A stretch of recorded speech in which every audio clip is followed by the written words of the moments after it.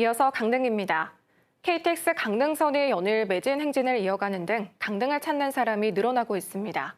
늘어난 교통 수요에 도로 혼잡 등으로 주민 불편도 커지고 있는데요. KTX 강릉선 활용도를 높이는 방안이 하나의 대안으로 제시됩니다. 정상빈 기자가 보도합니다. 커피거리로 유명한 강릉 안목해변입니다. 여름 피서철이 지난 평일 오후지만 거리에는 차량이 가득합니다. 휴일이나 주말에는 도로가 자가용으로 가득 차 주민 불편이 이어집니다.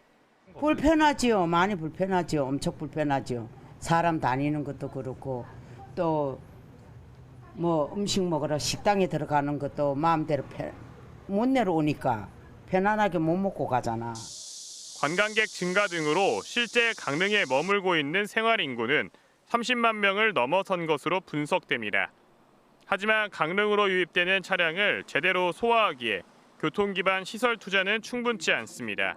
관광객에 의해서 오히려 불편을 느낄 수 있는 그런 것들을 이제 사방에서 볼 수 있는데 이런 것들을 해소하기 위해서는 시가 좀 더 적극적인 행정으로 KTX 등 대중교통 활용도를 높여 외부 차량 유입을 줄이는 방안이 제기됩니다.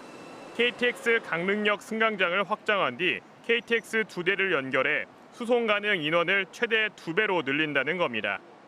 국토교통부는 강릉역 승강장 확장 공사에 사업비 230억 원이 들 것으로 추산하고 있습니다. 문제는 관련 법령에 따라 사업을 필요로 하는 강릉시가 예산 대부분을 책임져야 한다는 겁니다. 강릉시는 정부 사업 추진을 협의한다는 계획입니다.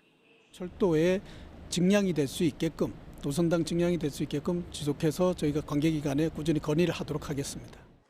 교통 전문가들은 대중교통을 통한 관광객 유입을 추진하는 한편 강릉 지역 내 대중교통 활성화 방안도 함께 논의돼야 한다고 조언합니다. KBS 뉴스 정상빈입니다. 국립공원 오대산 체험학습관이 문을 열었습니다. 오대산 체험관은 강릉시 연곡면 소금강 야영장 인근에 지상 2층, 연면적 908제곱미터 규모로 조성됐으며 오대산 국립공원을 소개하는 사계 탐험존과 국립공원공단 직업 체험을 할 수 있는 레인저 체험존 등을 갖췄습니다.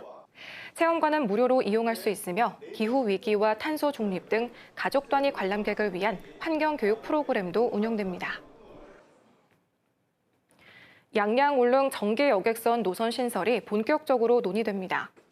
양양군과 울릉군은 오늘 양양군청에서 업무 협약을 맺고 양양 수산항과 울릉 현포항을 오가는 정기 여객선 도입을 위해 여객선 운항 허가, 어항 개발 계획 변경 등 관련 인허가 절차를 함께 추진하기로 했습니다. 양양군과 울릉군은 사계절 운항이 가능한 2,000톤급 여객선을 이르면 2026년까지 도입한다는 계획입니다. 태백시가 비좁은 시청사 시설을 개선하기 위해 제2별관 증축 사업을 추진합니다.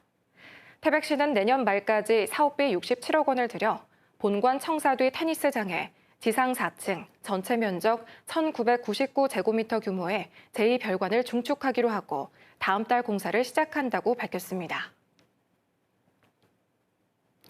강릉 지역 수돗물에서 흙냄새가 나는 현상이 장기화되고 있습니다.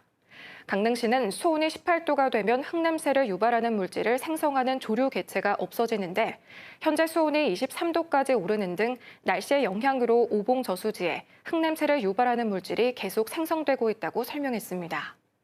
이 때문에 강릉시가 활성탄 수치를 높여 투입하고 배수지 퇴수 후 새로 물을 받는 등 조치하고 있지만 수온이 낮아지기 전까지 수돗물에서 흙냄새를 완전히 없애기는 쉽지 않을 것으로 전망됩니다. 지금까지 강릉이었습니다.